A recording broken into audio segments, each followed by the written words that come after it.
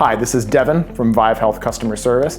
In this video, I'll take you through the setup for your Vive alternating pressure mattress.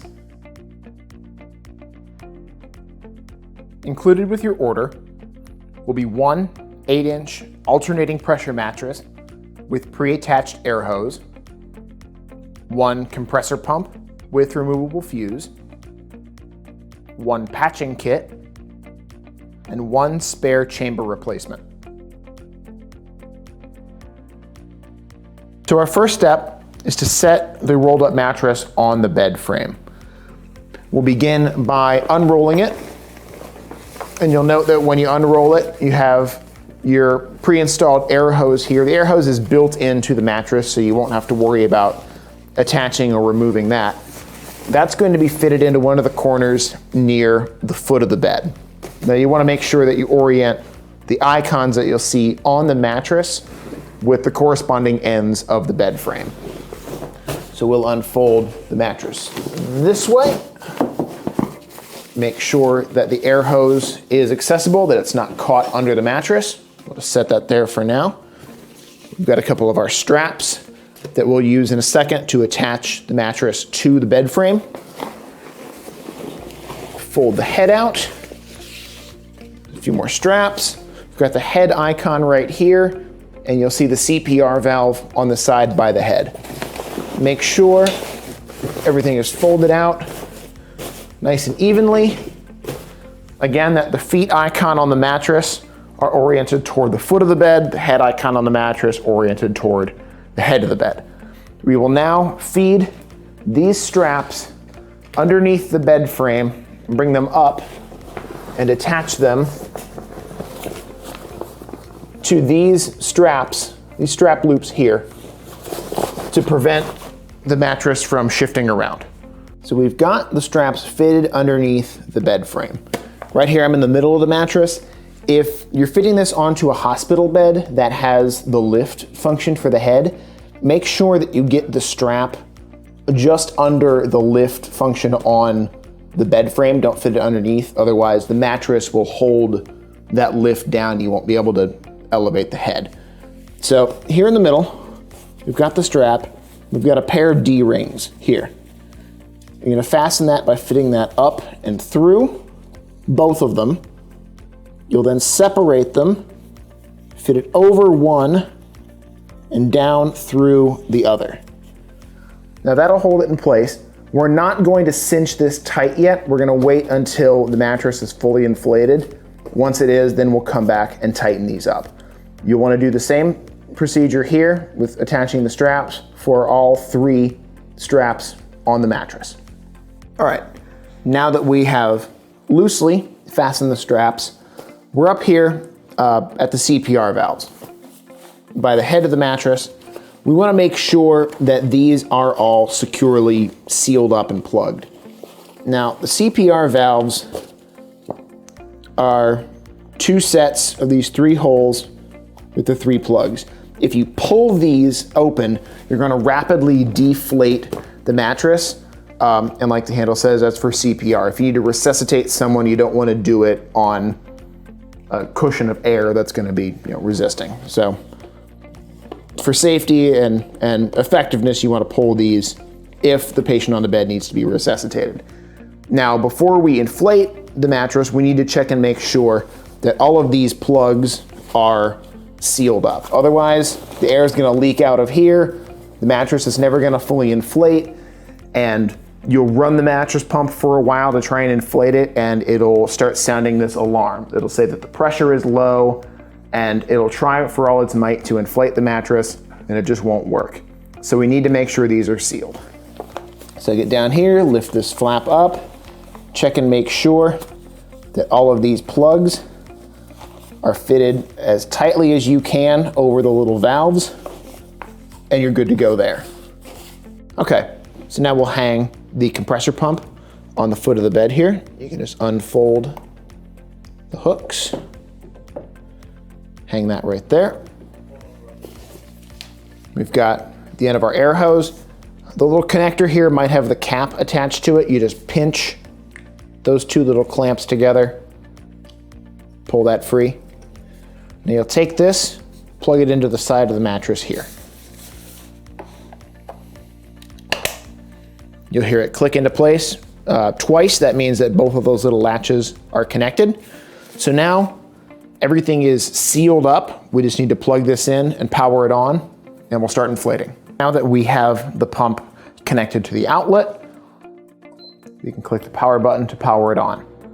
If, for whatever reason, the device doesn't turn on right away with it connected to a power source, you'll want to check that this screw is tightened. This screw is a little cover that goes to a fuse.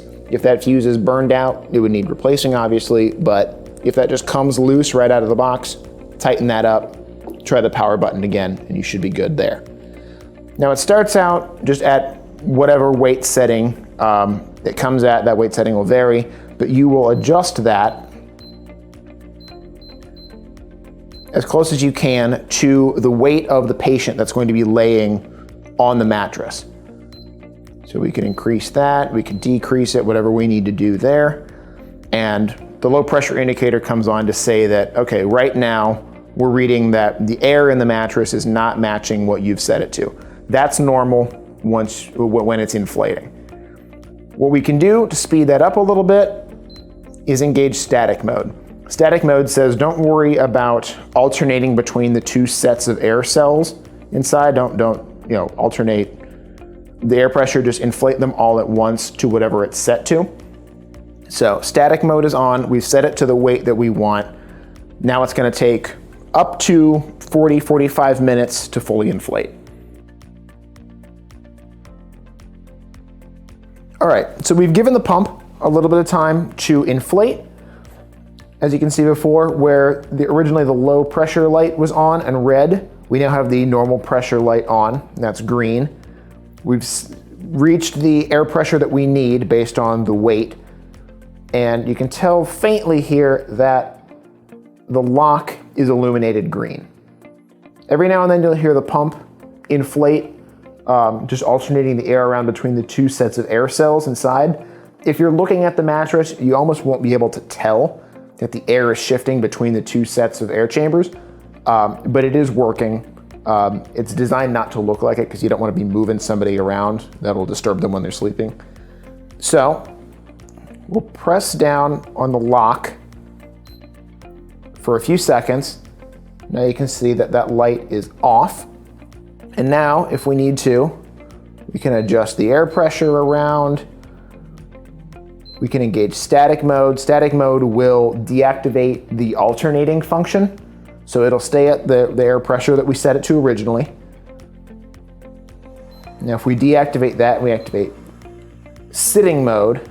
Sitting mode, see the low pressure light comes on because sitting mode inflates the mattress to its highest possible air pressure so that the seat can be lifted up, but it's still supported behind, if the mattress is elevated from like a sitting position on the bed.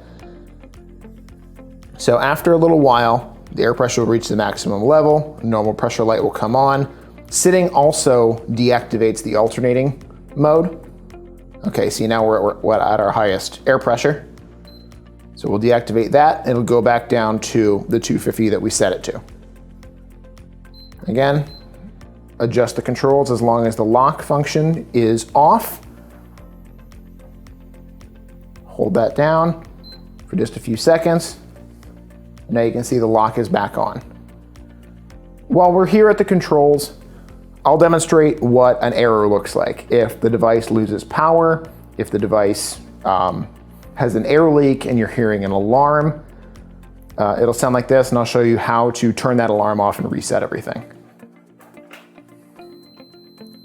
So we've just pulled the plug on the air pump here. There's no power going to it, but there's still enough charge in there for you to hear that beeping sound.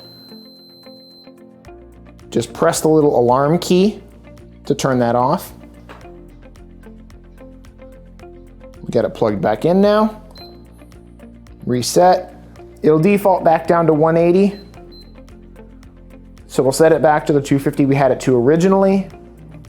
If that low pressure light comes back on, it's likely, like it did just then, that the pump isn't reading the air pressure in the mattress yet. Even unplugging it, this is a low air loss system, so you're not going to lose any air from the device unless you remove the air hose or unhook the CPR valve at the top or dislodge one of the air cells inside. So, see, much faster than originally. We're back to our normal pressure. And that's gonna cover everything you'll need to know with the controls on the pump. Now that we have the mattress inflated, we've adjusted all the settings on the pump down at the foot of the bed. We can now go ahead and tighten all of the straps that are connecting the mattress to the bed frame.